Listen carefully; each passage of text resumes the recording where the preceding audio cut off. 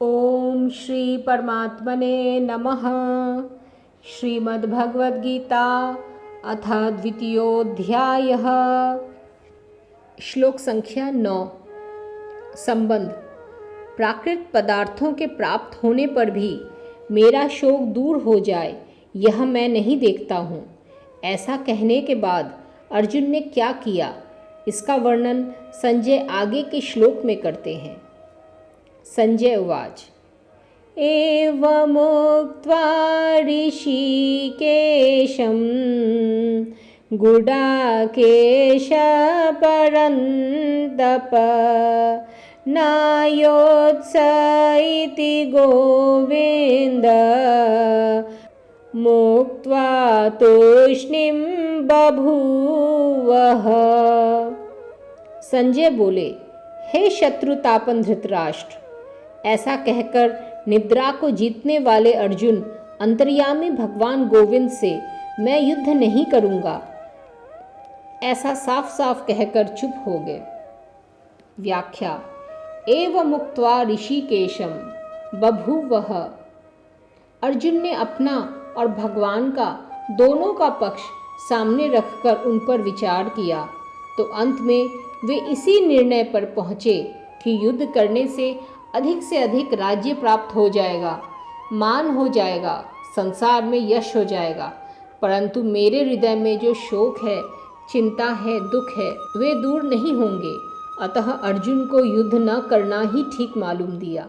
यद्यपि अर्जुन भगवान की बात का आदर करते हैं और उसको मानना भी चाहते हैं, परंतु उनके भीतर युद्ध करने की बात ठीक ठीक जच नहीं रही है।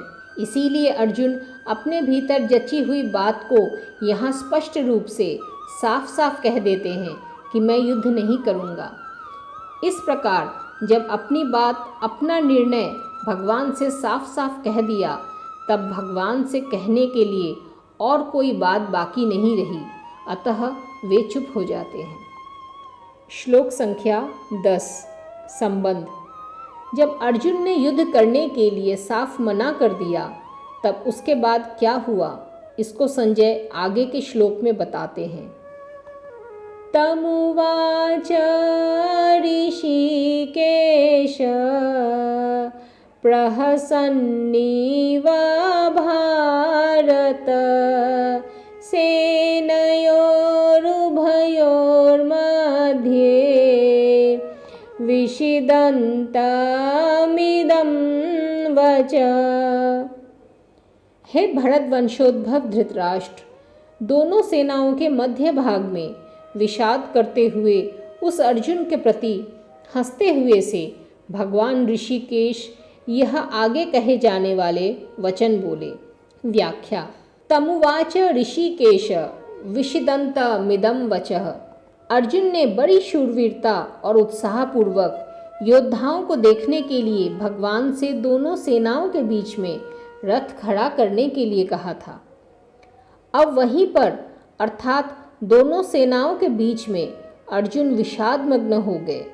वास्तव में होना यह चाहिए था कि वे जिस उद्देश्य से आए थे उस उद्देश्य के अनुसार युद्ध के लिए खड़े हो जाते, परंतु उस उद्देश्य को छोड़कर अर्जुन चिंता शोक में फंस गए। अतः अब दोनों सेनाओं के बीच में भगवान शोकमग्न अर्जुन को उपदेश देना आरंभ करते हैं। प्रहसन्नीव, विशेषता से हंसते हुए की तरह का तात्पर्य है कि अर्जुन के भाव बदलने को देखकर, अर्थात पहले जो युद्ध करने का भाव था वह अब विषाद में बदल गया। इसको देखकर भगवान को हंसी आ गई। दूसरी बात, अर्जुन ने पहले कहा था कि मैं आपके शरण हूँ, मेरे को शिक्षा दीजिए, अर्थात मैं युद्ध करूँ या न करूँ, मेरे को क्या करना चाहिए इसकी शिक्षा दीजिए। परंतु यहाँ मेरे कुछ बोले बिना अपनी तरफ से ही निश्चय कर लिया है मैं युद्ध नहीं करूँगा। यह देखकर भगवान को हंसी आ गई, कारण कि शरणागत होने पर मैं क्या करूं और क्या नहीं करूं आदि कुछ भी सोचने का अधिकार नहीं रहता। उसको तो इतना ही अधिकार रहता है कि शरण्य जो काम कहता है वही करे। अर्जुन भगवान के शरण होने के बाद मैं युद्ध नहीं करूँगा, ऐसा कहकर एक तरह से शरणागत होने से हट गए। इस बात को लेकर भगवान को हंसी आ गई।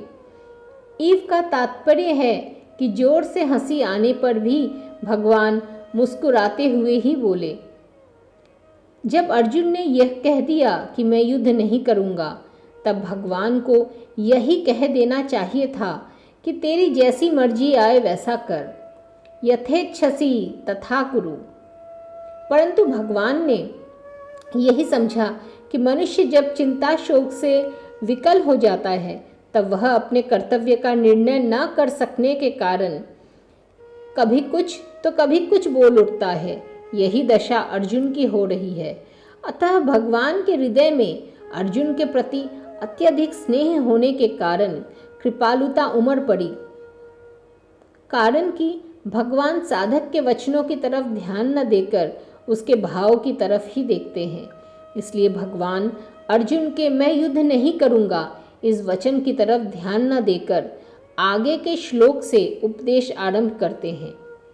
जो वचन मात्र से भी भगवान के शरण हो जाते हैं, भगवान उसको स्वीकार कर लेते हैं।